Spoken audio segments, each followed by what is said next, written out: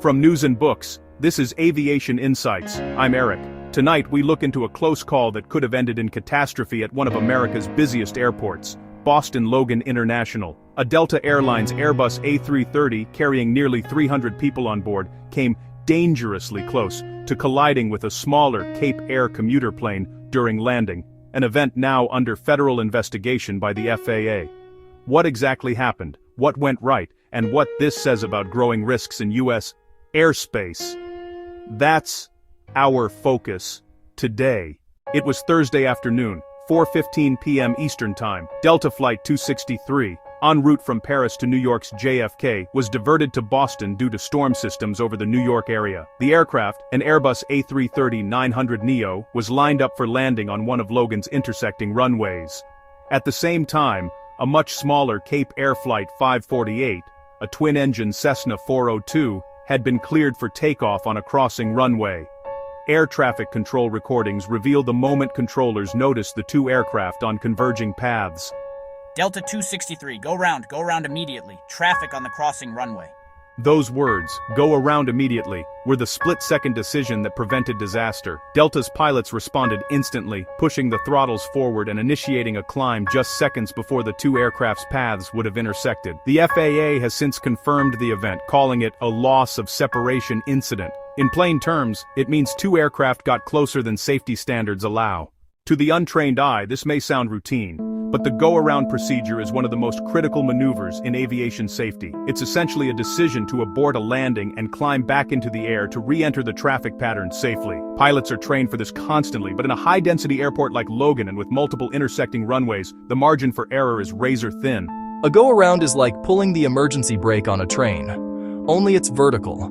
Everything happens fast. You have to react instantly, configure the aircraft for climb, and make sure no one's in your path.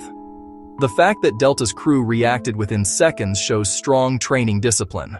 This is not an isolated incident. In the past 2 years, the FAA has been investigating an alarming rise in near-miss events across major U.S. airports, including JFK, Austin, and even Honolulu. According to a New York Times investigation, there were over 300 serious runway incursions in 2023 alone, many involving miscommunication or controller workload. Experts point to a combination of factors: staff shortages in air traffic control, fatigue, and the post-pandemic surge in air travel.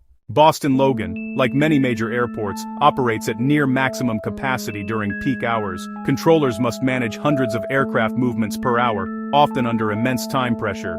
Controllers have one of the most stressful jobs in the world. When a diverted international flight suddenly enters the sequence, as Delta 263 did, it adds unexpected complexity. You're juggling traffic on crossing runways, coordinating tower and ground control, all in real time. And then, there's the human element, fatigue. The FAA's own audit last year found that over 60% of controllers are working 6-day weeks to fill staffing gaps. That kind of strain increases the chances of small errors, and in aviation, small errors can have devastating consequences. Aviation history is filled with reminders of what can go wrong when runway separation fails. The 1977 Tenerife disaster, still the deadliest aviation accident in history, began with a misunderstood takeoff clearance between two Boeing 747s on a foggy runway. More recently, in Austin, Texas, 2023, a FedEx 767 nearly landed atop a Southwest 737 cleared for takeoff on the same runway, missing by just 100 feet. Each time, swift pilot action and luck prevented mass casualties. The FAA says it has launched a formal investigation into Thursday's event. A team from the National Transportation Safety Board, or NTSB, will analyze radar data, ATC recordings, and flight deck voice recorders from both aircraft. They'll seek to determine whether this was a controller error, pilot misunderstanding, or procedural oversight. Most of the time, these aren't blame investigations. They're lessons learned. The goal is to strengthen procedures and prevent repetition.